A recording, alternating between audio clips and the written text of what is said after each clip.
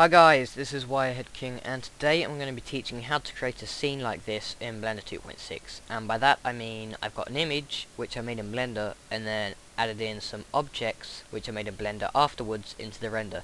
And that sounds kind of pathetic, but basically what I mean is I've got in this scene down here a sphere and a monkey, and then I've got a render that I made in Blender months ago here. So I think I already had it open here. Yep. And I simply in the compositor added them or added these objects into the scene and made them look more like they're in the scene. Although this hasn't been done to a incredibly high standard, it only took me a few minutes to do this. Basically what I've done is I've matched the lighting, given it that sort of nice tint to the scene, although there could have been some color correction done to that. I've also got the right angle of the lighting. That's always important when, you know, it's like the #1 thing is the angle of the lighting, I think, in my opinion. And also I've got some shadows down here that just make these objects seem more like they're in this scene.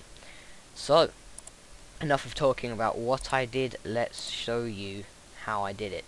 So the first thing you want to do is open up a new Blender scene, and then when you're in here, you're going to want to first of all make a or apply a background image. So press N to bring up this little menu, scroll down to the bottom, and it should be here in background images, unless you've got a plugin or something that adds more options, but it should be the second to the bottom if you've got no plugins.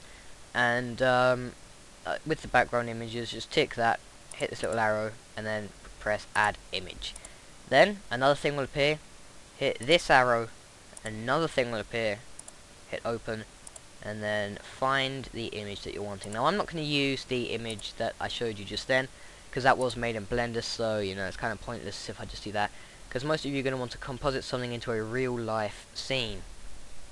So that's what I've opened up now. And the first thing that you'll notice is that it hasn't appeared. So if you go into front view and press 5 on the number pad while numlock is on, or any sort of hang on, forgotten the button, there we go, any sort of perfect little angle.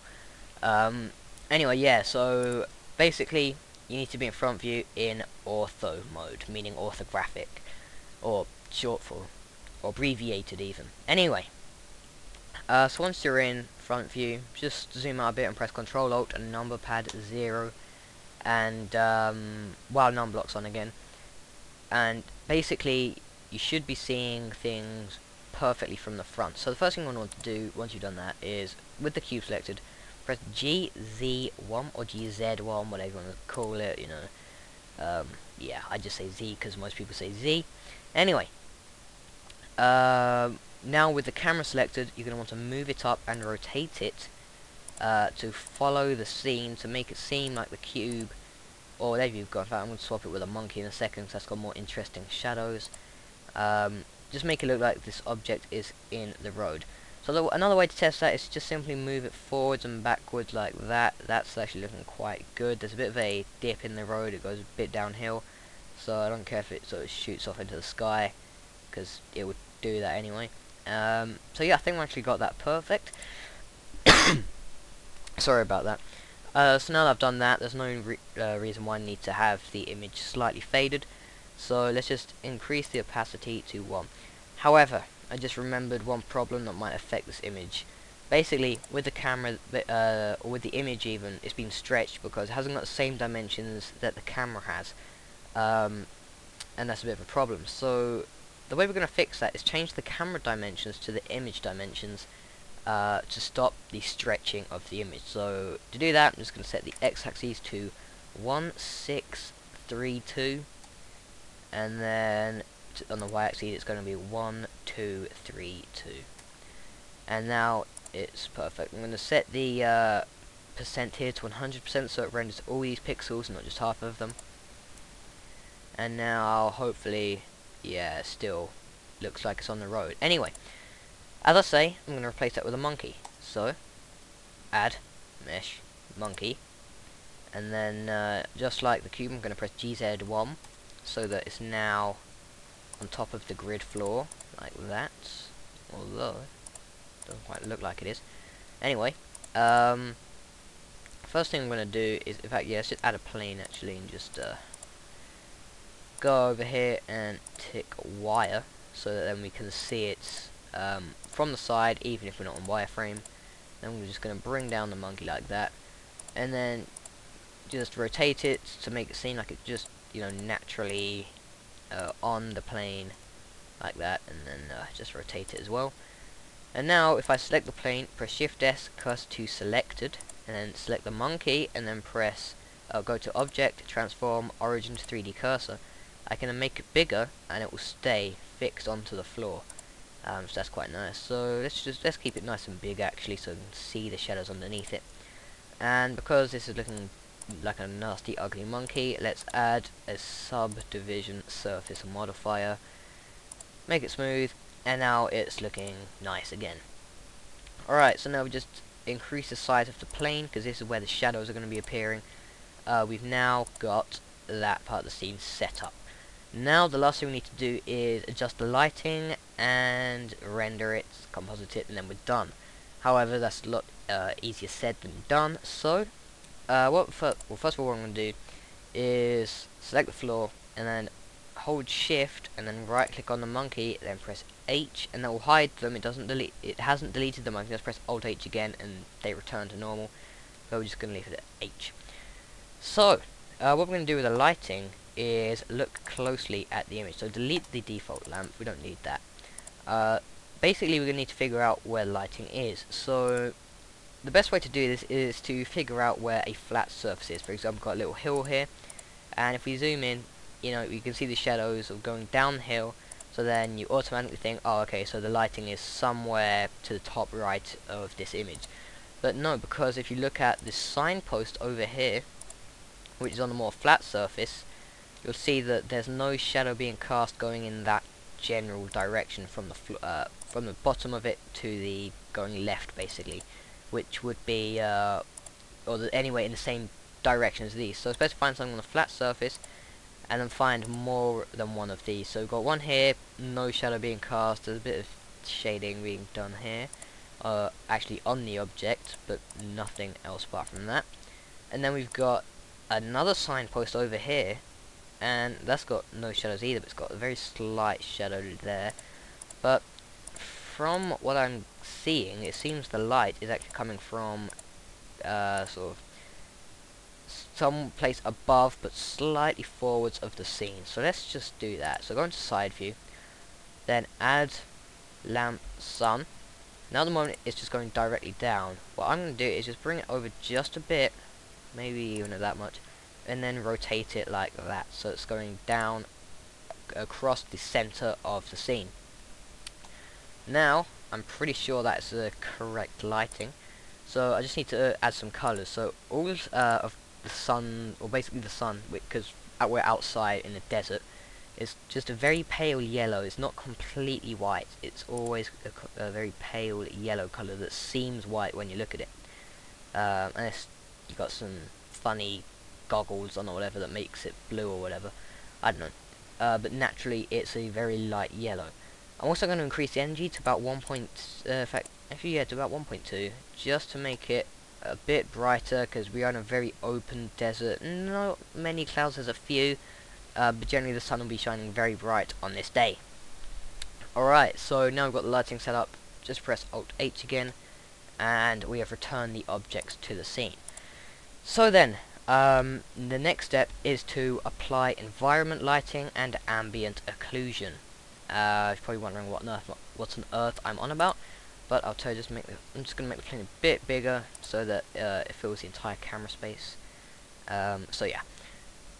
First thing we want to do is add the environment lighting. So to do that, we're going to go to the world settings and tick environment lighting. Now usually, if you're making a scene made entirely in Blender, people usually set the energy to about 0.2, 0.3, somewhere low-ish, and then yeah, leave it at white. But seeing as we're going to use this image to light it using the lighting from this image, or roughly from this image, we're going to leave it at 1, because we want all this light to affect the objects, because you know light does bounce and stuff, so you know you get the idea. So we're going to leave that at 1, but if you'll just make something entirely in Blender, best leave it at 0.2. Another thing I'm going to add is ambient occlusion, and then just set this thing from add to multiply, and you're done with that. But anyway, back to the environment lighting. I'm going to set this to sky texture, but there is no sky texture yet. So while we've still got the world selected, go over to the texture panel, and then to make sure you are selecting the world, this thing should be blue, just there where the world is. Anyway, we're going to add a new texture, set to image or movie, and then choose the image that we've got. So it should be that. Open it and turn off blend. So we don't want it to affect what we're going to be looking at yet. We're going to apply it in the compositor later. We just want it to light the scene for now. So now that that's done, it's now time to render this. So instead of instantly jumping into rendering, we're going to start doing some stuff with layers. Now I've covered layers a bit in a previous tutorial on how to make lightsabers. There'll be a link somewhere popping up now, an annotation taking you to that tutorial if you want to learn how to make a lightsaber. So yeah. Right, the next thing that we're going to want to do is start adding up some layers. So the first is going to be the floor. And the floor should always be in a separate layer, because that's basically going to be absorbing all this subsurface scattering. And it's best to apply at most 2 more. I don't see why you need to add anything else. Now the first one is going to be objects from Blender that you want to show up, creating the shadows. And the next layer will be objects that are already in the scene, that you're going to remake in Blender to cast shadows on objects, but you don't want that final object to be showing or to be shown in the scene because it's already in the Blender scene, because it's already in the picture scene, if that makes sense. But you know, there's no objects that are going to cause that for me, so I'm not going to bother with that. So with the second render layer, I'm just going to call this objects. I've only got 1 object, but there might be more, so you know, best to get in the habit. Alright, so with the floor, you're going to want to turn on ambient occlusion, and that's about it. Another thing you're going to want to do is choose here where it says layer, just tick the first box, or select the first box like that. With objects, you're not going to turn on ambient occlusion, but you are going to choose the second box. And oh yeah, in scene, we're also going to choose both of these by shift and left clicking on this one. So as you can see, you know, at the moment we're looking at this, and you can also change it here by shift and clicking on that, and it will pop up there. But basically we want both of these, or if you've got 3, you're going to want the third one selected as well, and you can do that on any layer, it really doesn't matter. But yeah, you get the idea. So what we're going to do is right click on the monkey and then press M and move to the second, and that is where the objects are. So if we were to just view the first layer, all we can see is the plane, and the second, all we can see is the monkey, but we are going to want to move the light to both. So if we click on the light, press M, we can then shift and left click on that, so now it's in both layers. So first layer floor and light, second monkey and light. That's perfect. Right, so now that we've done all of that, select both of these again, and yeah, let's render this then. I can't think of anything else we need to do, so yeah, right then. Let's just wait for this to render,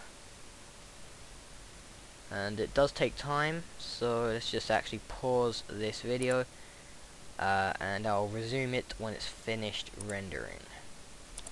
Okay, so it seems like it's rendered, and at the moment all we can see is a monkey, but that's fine. So if we just press Control left, it will take us to the compositor.